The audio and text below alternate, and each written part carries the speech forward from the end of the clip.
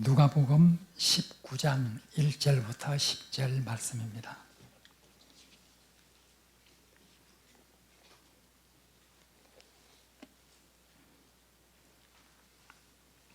누가복음 19장 1절부터 10절 말씀을 교독하겠습니다. 예수께서 여리고로 들어가 지나가시더라.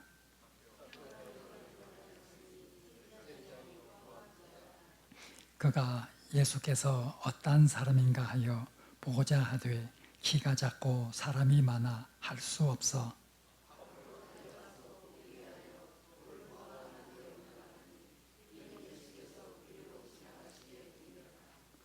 예수께서 그곳에 이르사 쳐다보시고 이르시되 삭개오야 속히 내려오라. 내가 오늘 내 집에 유하여야 하겠다 하시니 못 사람이 보고 수군거려 이르되 저가 죄인의 집에 유하러 들어갔도다 하더라.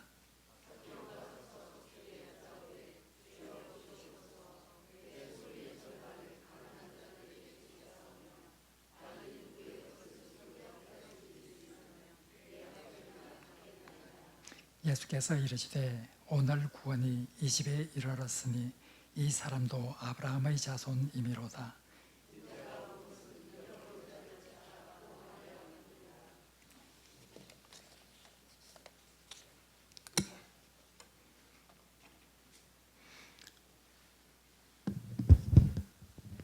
우리는 지금 예수님의 이야기, 사복음서에 나타난 예수님의 이야기에 대해서 공부를 하고 있습니다. 각 복음서에 대해서 2주간씩 공부를 하면서 각 복음서에서 예수님의 모습은 어떻게 그려지고 있는가 하는 데 초점을 맞추어서 사복음서를 살펴보고 있습니다. 마태복음은 바로 왕으로 오신 예수 그리스도의 모습을 강조하고, 마가복음은 고난 받으시는 하나님의 아들에 대해서 초점을 두고 묘사하고 있습니다. 누가복음은 특별히 가난하고 소외된 자들의 친구가 되시는 그런 예수님의 모습을 강조하고 있다 하는 것을 말씀드렸습니다. 지난 시간에는 누가복음에 대해서 특별히 가난한 자에 대한 예수님의 관심에 대해서 살펴보았습니다. 오늘은 이제 소외된 자들에 대해서 예수님께서 얼마나 큰 관심을 기울이시고 그들과 함께 하시고 그들의 친구가 되어주시는지 하는 데 대해서 살펴보려고 합니다. 가난한 자와 소외된 자의 친구 예수님, 이제 오늘은 지난 시간 가난한 자의 친구가 되시는 예수님에 이어서 소외된 자들의 친구가 되신 예수님, 여기에 대해서 같이 생각을 해보게 됩니다. 소외된 자들은 그 당시에 많은 부류의 사람들이 있었습니다. 그 중에서 특별히 세리라고 하는 사람들, 또 병든 사람들, 장애를 가지고 있는 사람들, 또 이방인들, 이런 여러 가지 부류의 소외된 자들이 있습니다. 누가복음은 이런 사람들에 대해서 예수님이 어떻게 접근을 하고 계시고 어떻게 그들과 함께 하시는가 하는 데 대해서 굉장한 관심을 가지고 있습니다. 특별히 세리에 대한 관심, 세리라고 하면은 세금을 징수하는 관리죠. 세금을 징수하는 관리, 오늘날은 세금을 징수하는 관리에 대해서 우리가 부정적으로 보지 않습니다. 그러나 아주 옛날 유대 사회에서는 세리라고 하는 이런 사람들은 사람들로부터 가장 많은 손가락질을 받은 사람들 중에 한 부류였습니다. 왜냐하면 그들은 세금을 거둘 때 정해진 세금만을 거두는 것이 아닙니다. 세금을 거둘 때 많은 원래 정해진 세금보다 훨씬 더 많은 세금을 거두어서 나머지는 자기가 착복을 하는 이런 사람들이었습니다. 그렇기 때문에 사람들은 세리에 대해서 굉장히 경멸을 하였습니다. 특별히 예수님 당시는 로마의 지배를 받고 있는 이런 상황에 있었죠. 이 세금을 받아서 로마의 정부에 바치는 거죠. 그런데 유대인들은 로마의 이런 로마에 협조하는 이런 사람들에 대해서 굉장히 부정적으로 생각을 하였습니다. 결국 세리는 세금을 거두어서 로마 정부에 바치는 이런 일을 하기 때문에 로마에 협력하고 있다고 하는 이런 사실 때문에 이 유대인들은 세리를 좋아하지 않았고, 특별히 정해진 만큼만 받는 것이 아니라 더 많은 것을 받아서 정해진 것은 바치고 나머지는 자기가 착복을 하는 이런 것이 일반화되어 있었기 때문에 세리는 그만큼 사람들로부터 많은 경멸의 대상이 되었습니다. 그런데 누가복음에 보면 세리에 대한 예수님의 관심을 잘 나타내주고 있습니다. 우선 누가복음 5장 27절 이하에 보면 예수님께서 제자들을 부르실 때 특별히 세관에 앉아서 세금을 거두는 이 레위라고 하는 사람을 제자로 불러드립니다. 마태복음에는 동일한 내용이 그 세관에 앉았던 세리의 이름을 마태라 이렇게 기록을 하는 반면에 누가복음에는 레위라 이렇게 이름을 칭하고 있습니다. 어쨌든 동일한 사람이죠. 이 레위라고 하는 사람을 하나님의 아들 예수님께서는 바로 자기의 제자로 삼기 위해서 세관에서 부르시고 계십니다. 그리고 이 세리가, 이 레위가 예수님을 위해서 자기 집에서 큰 잔치를 베풀고 자기의 친구 되는 많은 세리들을 초대를 하였습니다. 그곳에 예수님께서 참여를 하십니다. 상상도 할 수 없는 일입니다. 유대인의 랍비라 일컬어지는 이런 경건한 유대인 예수 그리스도가 하나님의 아들이란 것은 그 당시 유대인들이 몰랐다 하더라도 이 랍비라 칭함을 받는 이런 경건한 유대인이 세리의 집에 들어갔다, 상상할 수 없는 일이죠. 바로 예수님은 레위를 제자로 부르셨을 뿐 아니라 세리의 집에 들어가 세리와 함께 음식을 나누고 있습니다. 이건 굉장한 그 당시 사람들의 눈으로 볼 때는 파격적입니다. 세리의 집에 들어갔다 하는 이것도 상상할 수가 없는데 세리와 함께 먹었다. 유대인들은 식탁을 대할 때 부정한 사람과는 절대로 같이 앉지를 않습니다. 세리는 대표적으로 부정한 사람이라 이렇게 사람들로부터 간주되었던 이런 사람들입니다. 바로 그 세리의 집에 들어가서 음식을 함께 먹었다. 그 당시 사람들에게는 상상할 수 없는 이런 일이었습니다. 그러나 예수님은 자기 제자로 세리를 부르고 또 그의 집에 들어가서 음식을 함께 먹는 이런 일을 하고 있습니다. 오늘 읽은 삭개오도 마찬가지입니다. 99장 5절에 보면 삭개오의 집에 들어갑니다. 삭개오의 집에 들어가는 이 일도 굉장한 파격적인 일이죠. 오늘 본문 읽은 것이 19장 1절에서 10절을 읽었습니다. 삭개오에 관한 내용이 기록되어 있습니다. 삭개오는 이 세리장이었습니다. 세리 중에서도 많은 세리들을 밑에 두고 일을 시키는 이런 세리장이었습니다. 사람들로부터 더욱더 큰 손가락질을 받을 수밖에 없는 사람이었죠. 그러나 예수님께서 이 삭개오를 보고 오늘 내 집에 유하여야 하겠다. 예수님이 바로 내 집에 유하여야 하겠다. 그 집에 들어간다고 하는 것은 사람들이 눈에서 상상할 수 없는 일이죠. 오늘 본문에도 보면 예수님이 세리의 집에, 삭개오의 집에 들어간 것 때문에 사람들이 수군거리죠. 저 사람이 죄인의 집에 들어갔다. 어떻게 저렇게 경건한 선생님이 세리의 집에 들어갈 수 있는가? 상상할 수 없는 이런 일이 일어난 것을 보고 사람들은 수군거리기 시작합니다. 바로 그 세리의 집에 들어가서 유숙을 합니다. 하나님의 아들 예수님께서는 레위를 제자로 불러셨을 뿐만 아니라 삭개오의 집에서 구원을 선포합니다. 삭개오는 예수님이 자기 집에 오신 것에 대해서 얼마나 황송하게 생각한지 모릅니다. 예수님을 만나고 삭개오는 그렇게 말하죠. 지금까지 내가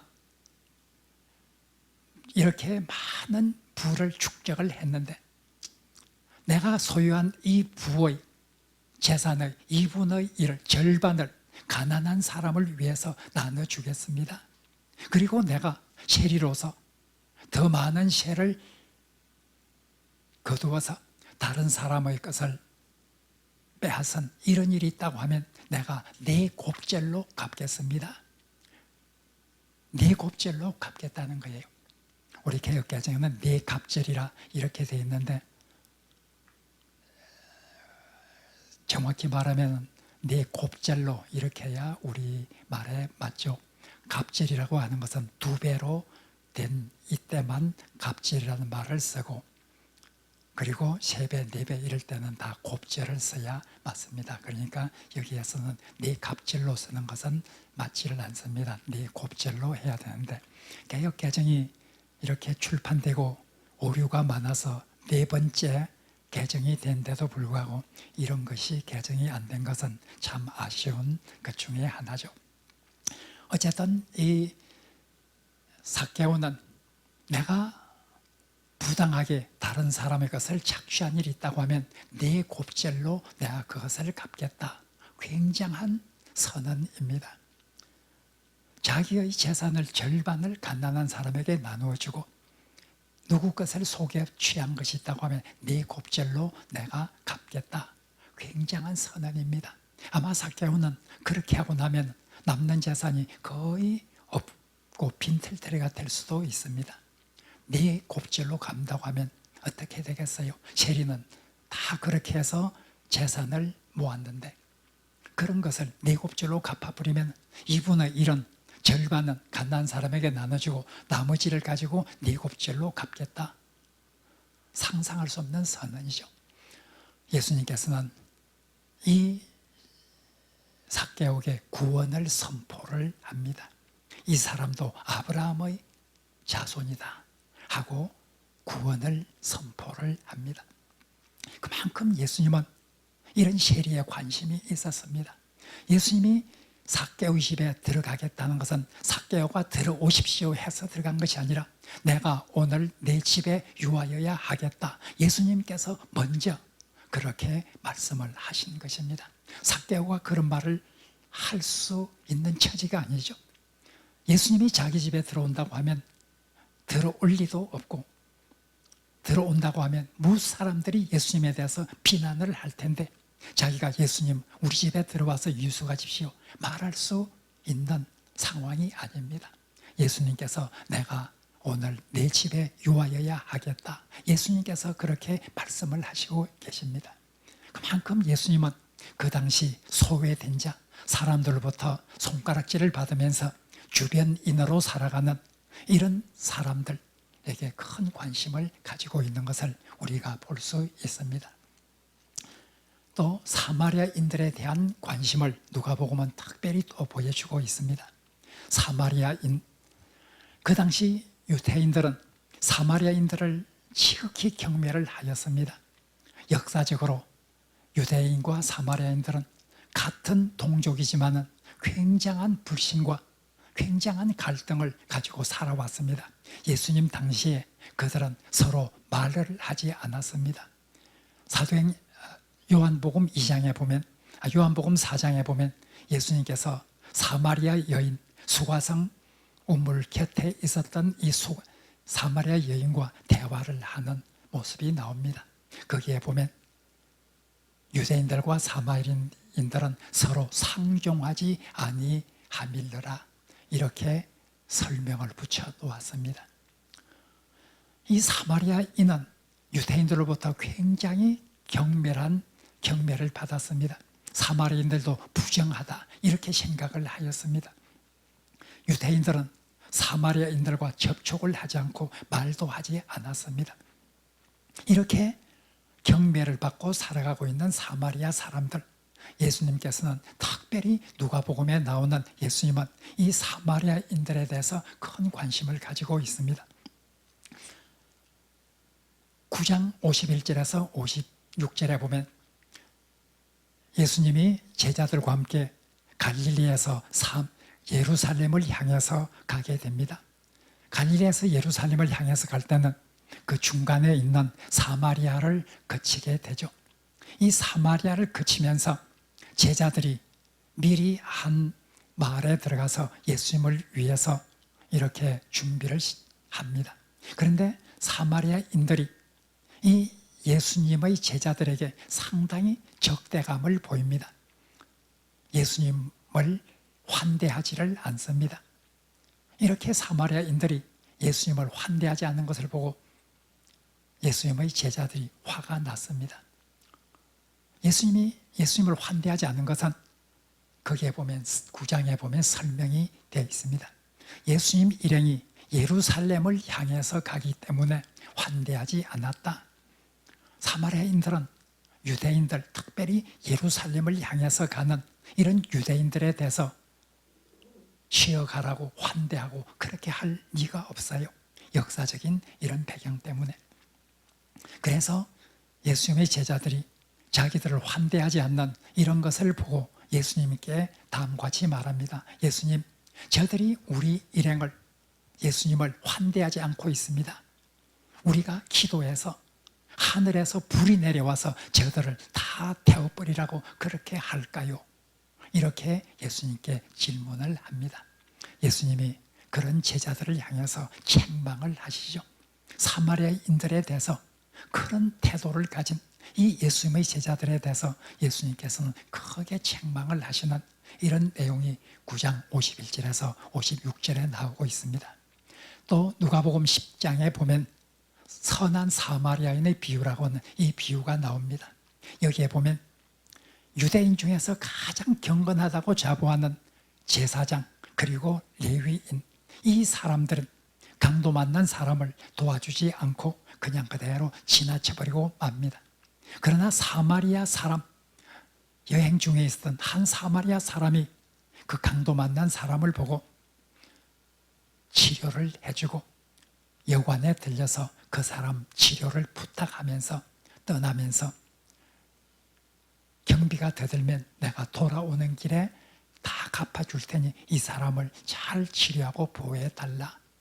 이건 바로 사마리아인이었습니다.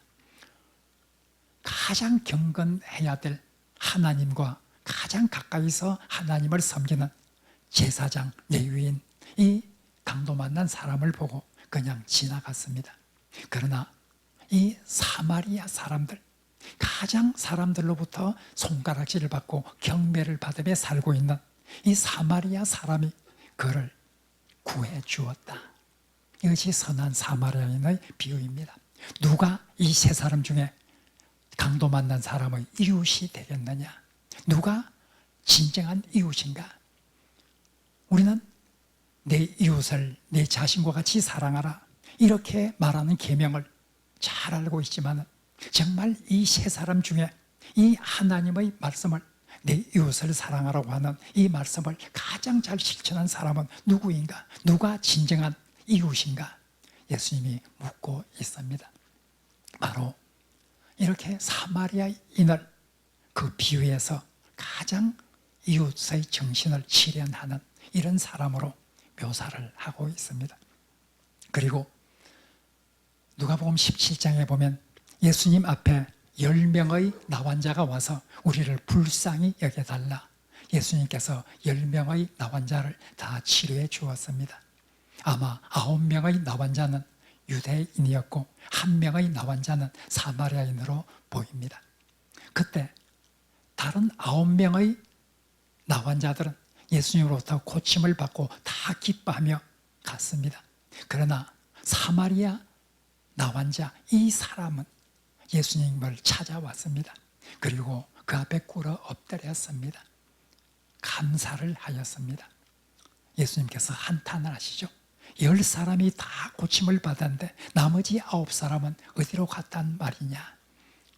바로 사마리아 출신 나환자 한 사람이 예수님께 나와서 감사를 하였다. 이 사마리아인들에 대한 관심을 여기에 기록한 세 개의 이야기들은 오직 사복음서 중에서 누가복음에만 나오는 이런 이야기들입니다. 누가복음서 저자는 예수님의 이야기 중에서 특별히 사마리인들에 대한 관심, 이런 이야기들을 많이 수집을 해서 그 복음서에 기록을 합니다. 그리해서 소외된 자들, 주변인들, 사람들로부터 경배를 받고 있는 이런 사람들을 예수님께서 위로해 주시고 그들을 찾아가시고 그들의 친구가 되어 주셨다.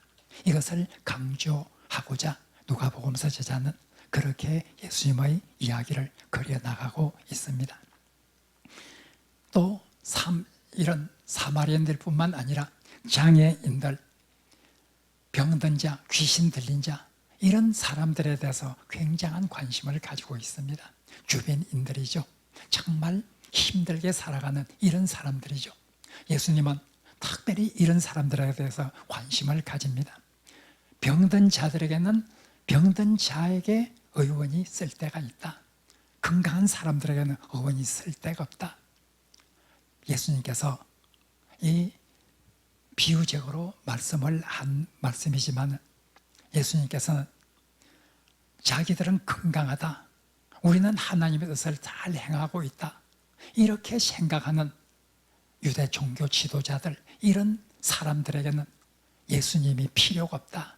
예수님이 필요한 그런 사람들은 정말 자기가 죄인이라는 것을 깨닫고 자기가 불의한 사람이라는 것을 깨닫고 자기의 허물과 죄를 고백하는 그런 사람들을 위해서 예수님이 필요한 사람이다. 예수님은 바로 의원이라고 하는 것은 건강한 자에게 필요한 것이 아니라 병든 자에게 필요한 것이라 비유적으로 말씀을 하십니다. 나는 자기 스스로 깨끗하다고 하는, 건강하다고 하는 이런 사람들을 위해서 온 것이 아니다. 나는 자기 자신이 죄가 많고 허물이 많고 가난하고 보잘것없다고 생각하는 이런 사람들을 위해서 나는 왔다. 이렇게 예수님께서 비유적으로 말씀을 하시고 있습니다. 예수님께서는 이 귀신 들린 자, 병든 자, 장애인들을 참 많이 고쳐주시는 이야기를 누가복음서에서 보면 찾아볼 수 있습니다. 특별히 우리가 여기에 대해서 우리가 생각을 할 때 이 예수님은 특별히 병자를 고치는데 안식일에 많은 병자를 고치셨습니다. 안식일에 병자를 고치죠. 그 당시 유대인들은 안식일에는 절대로 일을 하면 안 된다. 이런 철저한 생각을 가지고 있었습니다. 일이란 것은 무엇인가? 일이란 것을 규정하면서 병을 고치는 것도 일이다. 그렇게 규정을 하였습니다. 따라서 안식일에 일하지 말라고 하는 것은 안식일에 병을 고쳐서도 안 된다고 하는 것이라, 이렇게 일의 개념에는 병을 고치는 것도 일의 개념에 포함을 시켰습니다. 그런데 따라서 안식일날 병을 고치면 되지를 않죠. 단 병을 고쳐주지 않으면, 치료해주지 않으면 생명에 지장이 있는 이런 경우는 예외로 치료를 할 수 있도록 인정을 해줍니다. 그러나 생명에 지장이 없는 한 안식일날 병자를 치료해서는 안 됩니다. 철저한 유대인들은 이런 관습이었습니다. 그런데 예수님이 이야기를 보면 다른 복음서에도 그렇지만 특별히 누가복음서에 보면 안식일날 예수님께서 병자를 고치는 이런 이야기들을 많이 수록을 하고 있습니다. 예를 들어서 6장 6절에서 11절에 보면 손 마른 사람, 오른쪽 손 마른 사람을 고쳐주고 있습니다. 손 마른 사람은 손이 오그라드는 사람입니다. 오른손이 오그라든 사람, 이 사람을 예수님께서 안식일날 고쳐주십니다. 손 마른 이것은 생명에 지장이 있는 게 아니잖아요. 손 마른 사람을 예수님께서 안식일에 고쳐주었다. 다른 유대인들, 다른 예수님을 흠잡기 위해서 예수님을 살피고 있는 이런 사람들 앞에서 예수님은 이 사람을 고치면 틀림없이 분쟁이 일어날 것이라는 것을 알면서도 예수님께서는 그를 고쳐주었습니다. 13장 10절에 17절에 보면 허리가 굽은 여인, 자그마치 18년 동안 이런 상황 속에서 살아온 여인이었습니다.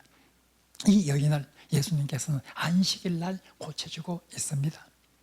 14장 1절에서 6절에 보면 수종병 든 사람, 수종병은 아마 여러 가지 이유로 몸이 부어오르는 이런 병입니다. 아마 손과 다리가 특별히 부어오른 것처럼 보입니다. 이런 수종병 든 사람을 고쳤습니다. 생명의 지장이 없습니다. 전혀 생명의 지장이 없고 그 당시 관습으로는 안식일 날 치료를 해서는 안 되는 이런 상황인데도 불구하고 그런 관습을 깨뜨리고 예수님께서는 이렇게 안식일에 병을 고쳐주고 있습니다. 왜 고쳤을까요? 언젠가 제가 말씀을 드렸습니다만 예수님이 안식일 날 병을 고쳐주었다. 전혀 생명에 지장이 있는 것도 아닌데도 불구하고 예수님께서 병을 고쳐주었다. 이것 때문에 굉장한 종교 지도자들과 논쟁 속으로 휘말려 들게 되죠. 종교 지도자들이 이것 때문에 굉장히 미워하게 됩니다. 그런데도 불구하고 예수님은 안식일 날 병을 이렇게 고쳐주었습니다. 우리가 생각해 보면 참 예수님이 그 다음 날 고쳐주면 될 텐데 예수님은 일정이 촉박해서 고쳐준 것은 결코 아닙니다. 예수님은 3년 동안 거의 갈릴리 지역을 다녔습니다. 갈릴리 지역은 아주 작은 지역입니다. 갈릴리는 굉장히 작은 지역인데 3년 동안 주로 갈릴리에서 활동을 하셨습니다. 예수님이 일정이 바빠서 내일 내가 다른 곳으로 떠나기 때문에 오늘 고쳐줄 수밖에 없다. 전혀 그것은 아닙니다. 내일 고쳐줘도 될 수 있는 상황이었습니다. 그런데 예수님은 그런 반대를 무릅쓰고 사람들과 함께 논쟁 속으로 휘말려 들 수밖에 없는 이런 상황이라는 것을 너무나 잘 아시는 예수님이 하루를 이렇게 지나서 고치면 될 텐데 왜 이렇게 고치고 있는가? 하루만 지나서 고치면 아무 문제가 없어요. 이 병자들이 예수님 오늘 꼭 고쳐주십시오. 이렇게 병자들이 말했을까요? 결코 그렇지 않습니다. 18년 동안 허리를 굽어서 살아온 사람이 내일 고쳐주겠다 하는데 안 됩니다. 하루를 못 참겠습니다. 이렇게 했을 리는 만무합니다. 손이 오그라든 사람, 수종병 든 사람, 이런 사람들이 내일 고쳐주겠다 한다고 해서 아닙니다. 지금 고쳐주십시오. 그렇게 말할 가능성은 전혀 없습니다. 그렇게 오랫동안 그런 상태에서 살아온 사람이 하루 더 지나서 고쳐준다고 해서 그들이 참을 수 없었을까요? 전혀 그렇지 않죠. 환자들이 참을 수 없었던 것이 아니라 참을 수 없는 사람은 예수님이 참을 수 없었던 거죠. 예수님은 왜 이렇게 이런 상태로 하루라도 더 머물러야 하는가? 왜 이렇게 살아가는 그 상태를 안식이라는 이유 때문에 하루를 더 연장해야 하는가? 예수님은 그렇게 살고 있는 그들의 처참한 상황을 하루라도 더 그런 상황에 있는 것을 참을 수가 없었습니다. 참지 못한 것은 환자들이 참지 못한 것이 아니라 예수님이 참을 수가 없었습니다. 하루라도 왜 이런 상태에 남겨두어야 하는가? 예수님은 그 환자들을 안식일인데도 불구하고 고쳐줍니다. 이렇게 예수님은 환자들을 이런 병든 자, 장애인 이런 사람들을 불쌍히 여기시고 그들의 친구가 되어주시고 그들을 사랑해 주었습니다. 뿐만 아니라 예수님께서는 이 이방인에 대한 관심이 또 누가복음서에 보면 굉장히 잘 나타납니다. 유대인들은 이방인들도 굉장히 경멸을 하였습니다. 우리는 선택된 하나님의 백성이고 우리 유대 민족 외에는 다 이방인으로서 바로 하나님을 모르는 그런 개와 돼지와 같은 사람들이다. 이런 생각을 하였습니다. 그만큼 유대인들은 선민 사상에 빠져서 이방인들을 경멸을 하였습니다. 그런 이방인들에 대한 누가복음의 관심은 굉장히 큽니다. 예수님은 이런 이방인들에 대해서 굉장히 접근을 했어서 그들을 격려해 주시고 그들의 친구가 되어주시는 이런 모습이 누가복음에는 잘 나와 있습니다. 누가복음 7장에 보면 백부장의 종이 병들었습니다. 이 백부장은 굉장히 경건한 사람이었습니다. 이방이기는 하지만 유대인의 회당을 지어주기도 하였습니다. 이런 사람이 자기 종이 병들었기 때문에 예수님의 소문을 듣고 장로들을 보내서 우리 종을 고쳐달라고 요청을 해달라 이야기를 했습니다. 장로들이 와서 예수님께 이러한 사람이 있어서 종이 병들었습니다. 예수님이 장로들과 함께 이 백부장의 집을 향해서 갔습니다. 백부장이 자기의 친구들을 보내면서 예수님께 말합니다. 예수님이 우리 집에 온다는 것은 내가 감당을 할 수 없습니다 하면서 이렇게 정말 보잘것없는 자기 집에 어떻게 예수님이 들어올 수 있는가. 그 당시 유대인들은 이방인의 집에는 들어갈 수가 없습니다. 들어가면은 그도 부정해지기 때문입니다. 이 이방인 백부장은 이렇게 자기 집에 들어오는 것에 대해서 예수님이 오시는 것에 대해서 너무나 황송해서 그렇게 하지 말아달라 이렇게 호소를 합니다. 이 백부장에게 예수님께서 내가 이스라엘 사람 중에서 이만한 믿음을 보지 못했다. 마태복음 8장에도 이 이야기가 나오지만 누가복음 7장에 나오는 이야기에도 이 이야기에 대해서 자세히 기록되어 있습니다. 또 누가복음 23장에 보면 예수님이 십자가에 못 박혀 있을 때 많은 유대인들이 조롱을 하고 예수님을 모욕을 합니다. 그러나 그런 모욕을 당하면서 십자가에서 죽어가는 이 예수 그리스도를 바라보았던 로마의 백부장이 예수님이 숨을 거두고 난 직후에 이는 진실로 의인이었다 이렇게 말하고 있습니다. 마태복음에는 이는 진실로 하나님의 아들이었다 이렇게 고백을 하죠. 누가복음에 보면 이는 진실로 의인이었도다 죄 없는 사람이었다 이렇게 고백을 합니다. 바로 백부장이 로마인이 이렇게 고백을 합니다. 그 십자가 아래에 있던 많은 유대인들은 예수님을 조롱하면서 네가 그리스도냐 네가 하나님의 아들이냐 그러면 뛰어내리라 그러면 우리가 믿겠다. 뛰어내리지도 못하는 내가 무슨 메시아고 무슨 하나님의 아들이란 말이냐. 그렇게 조롱과 멸시 속에서 죽어가는 예수님을 보고 오직 십자가 밑에 있었던 이방인 백부장은 이는 진실로 의인이었도다 이렇게 고백을 합니다. 바로 이렇게 누가복음에서는 이방인에 대해서 굉장히 긍정적으로 묘사를 하고 있습니다.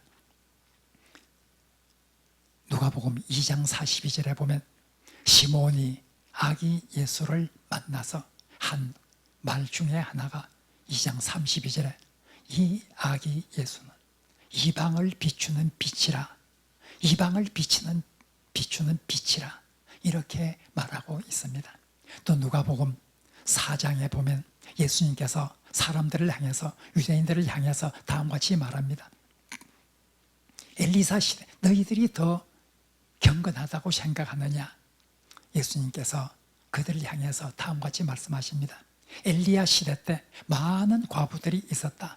유대에도 수많은 과부들이 있지만 엘리야 시대 때 그 가뭄으로부터 구원을 받은 사람은 사렙다 과부 한 사람뿐이었다. 많은 과부들이 유대에도 있었지만 그들이 엘리야를 통해서 구원을 받은 것이 아니라 시돈 땅에 있는 사렙다 그 과부, 그 사렙다에 있었던 과부가 이방인 과부가 오히려 하나님의 종 엘리야로부터 큰 이런 구원을 받게 되었다 하고 말하고 있습니다. 계속해서 예수님께서 말씀하십니다. 엘리사 선지자 때 나 환자들이 얼마나 많았느냐. 그러나 엘리사를 통해서 나병이 치유된 사람은 유대에 있었던 그 나환자들이 아니었다. 바로 나아만이라고 하는 수리아 사람, 그 사람이 구원을 받게 되었다. 선민이라고 자부하는 그래서 이방인들을 경멸하는 이들을 향해서 예수님께서 말씀을 하십니다. 이렇게 누가복음에 보면 이방인들을 위해서, 이방인들을 향해서 나아가는 이런 예수 그리스도의 모습이 잘 나타나 있습니다. 우리가 주변인으로 살아가는, 이 사회의 중심축에 서지 못하고 주변에서 맴돌고 살아가는 이런 사람들, 셀이라든지 병든 자라든지 사마리아인이라든지 이방인이라든지 유대 사회에서 손가락질을 받고 경배를 받고 사는 이런 사람들을 향해서 예수님께서는 나아갔고 그들의 친구가 되어주셨다. 이것을 누가복음에서는 계속 강조하고 있습니다. 당시 유대인들은 정과 부정, 이런 사람은 깨끗하고 이런 사람은 부정하다, 이런 짐승은 정하고 이런 짐승은 부정하다, 이런 지역은 정하고 이런 지역은 부정하다, 모든 것이 정하다 부정하다, 이런 것으로 묶어 놓았습니다. 예수님은 그런 정과 부정에 대한 관습을 초월하십니다. 그 당시 유대인들은, 나 환자들은 부정합니다. 나 환자에게 접촉한 사람도 부정합니다. 나 환자는 자기가 나병에 걸리게 되면 나는 부정하다, 나는 부정하다 이렇게 외치고 다녀야 합니다.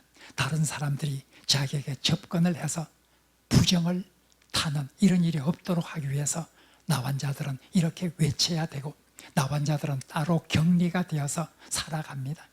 정말 나 환자들은 지체처럼 이렇게 취급을 받을 수밖에 없는 이런 삶을 살아갑니다. 오늘 지금부터 몇십 년 전 우리나라에서도 나 환자들을 볼 때 상당히 경멸하고 그런 태도로 본 그런 경우가 많았습니다.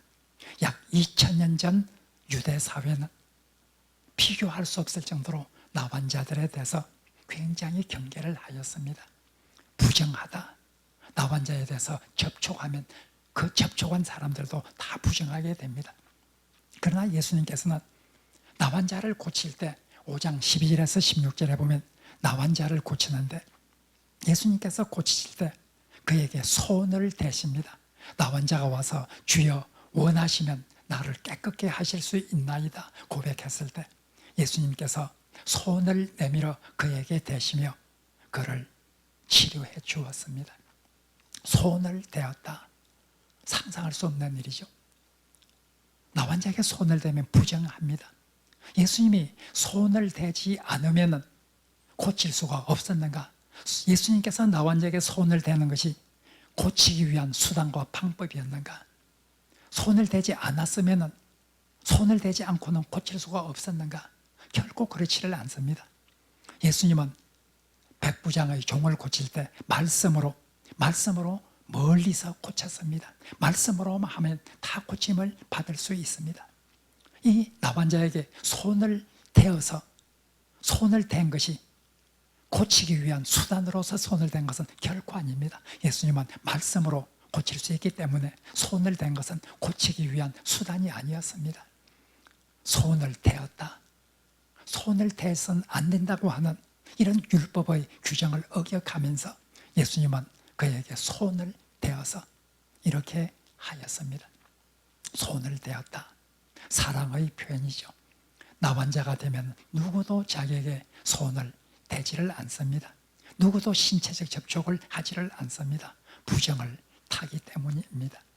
그러나 예수님은 그에게 손을 대었다. 나 환자가 된 날로부터 지금까지 누구로부터도 신체 접촉을 하지 못한 이 나 환자에게 예수님께서는 손을 대어 주셨다 하고 말하고 있습니다. 정과 부정의 관습, 이 나는 깨끗하고 너는 부정하다 이렇게 생각하는 이런 관습들에 대해서 예수님은 과감하게 바로 도전을 하고 계시는 것을 우리는 볼 수 있습니다. 이방인의 집에 들어가려 하셨습니다. 이방인 백부장의 종을 고치기 위해서 장로들을 보내서 말씀하셨을 때 예수님께서는 그 집에 들어가기 위해서 그 집을 향해서 가십니다. 벗들을 보내서 이 백부장이 우리 집에 들어온 것을 감당치 못하겠다. 이렇게 말해서 말씀으로 고치고 들어가지는 않았지만 예수님은 분명히 그 집에 들어가려고 하셨습니다. 그 당시 이방인들은 부정한 사람이었습니다. 여러분들이 요한복음에 보면 예수님께서 유대 사람들이 예수님을 붙잡아서 빌라도에게 재판을 청하기 위해서 갔을 때 그들은 빌라도의 관정 안으로 들어가지를 않습니다. 다 밖에 서서 있습니다. 왜냐하면 그 안에 들어가면, 이방인의 집에 들어가면 자기도 부정해지기 때문입니다. 이방인의 집은 부정한 것입니다. 이방인도 부정하고 그 집도 부정한 곳입니다.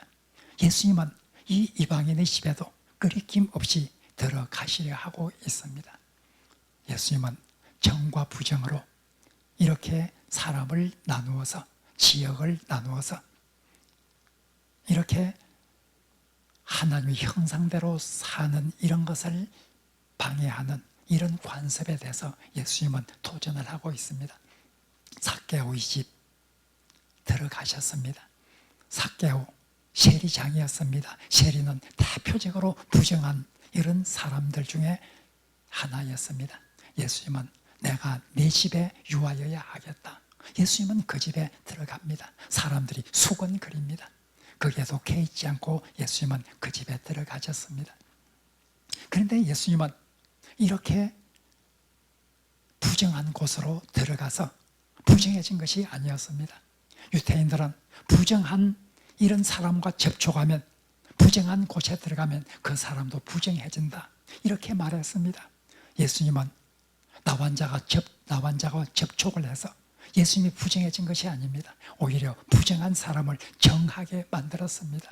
삭개오, 이 부정한 사람을 정하게 만들었습니다. 예수님은 바로 부정한 영역에 들어가서 이런 부정한 것을 정하게, 깨끗하게 치유하고 깨끗하게 만들어주시는 이런 일을 하고 계시는 분이 예수 그리스도였습니다. 예수님은 바로 이렇게 이 소외된 사람들, 사회의 주변인으로 살아가는 이런 사람들의 친구가 되어주시고 그들을 그렇게 사랑하는 마음으로 대해주셨다고 하는 것을 누가복음서를 통해서 잘 알 수 있습니다. 가난한 사람의 친구, 소외된 사람들의 친구, 이것이 누가복음에 나오는 예수 그리스도의 모습이었습니다. 바로 우리는 다시 한번 생각해 봅니다.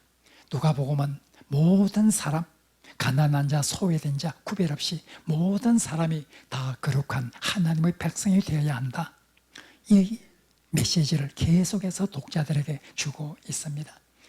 누가복음 2장에 나오는 시므온의 말은 예수 그리스도, 바로 어린 예수 그리스도를 보고 내 눈이 주의 구원을 보았사오니 이는 만민 앞에 예비하신 것이다. 주의 구원은 만민 앞에 예비하신 것이다. 유대인을 위해서 오신 그리스도가 아니라 만민을 위해서 오셨다. 모든 사람을 위해서 오신 예수 그리스도를 말하고 있습니다. 이사야서에 나오는 그 말씀을 누가복음 3장에서 세례 요한은 인용을 합니다. 이사야의 말씀을 인용하면서 세례 요한은 바로 모든 육체가 하나님의 구원하심을 보리라, 예수 그리스도 사건을 통해서 모든 육체, 유대인뿐만 아니라 이방인들을 포함해서 세상에 있는 모든 육체가 다 하나님의 구원을 보게 될 것이다, 이렇게 말을 하고 있습니다. 누가복음에 보면 이렇게 모든 사람들, 하나님의 구원의 역사 안에는 모든 사람들이 다 포함되어 있다. 모든 사람들이, 가난한 사람도, 이 세상에서 주변인으로 살아가는 그 소외된 사람들도 누구나 다 하나님의 백성이 되어야 하고 그런 하나님의 구원의 영역 속에 들어와야 된다고 하는 것을 강조를 하고 있습니다. 우리가 교회는 모든 사람을 품을 수 있는 이런 곳이 되어야 한다고 하는 것을 누가복음을 통해서 우리는 마지막 결론으로 꼭 되새겨야 합니다. 부자만이 아니라 가난한 사람도 환영받을 수 있는 이곳이 하나님의 나라고 교회는 그런 교회가 되어야 한다.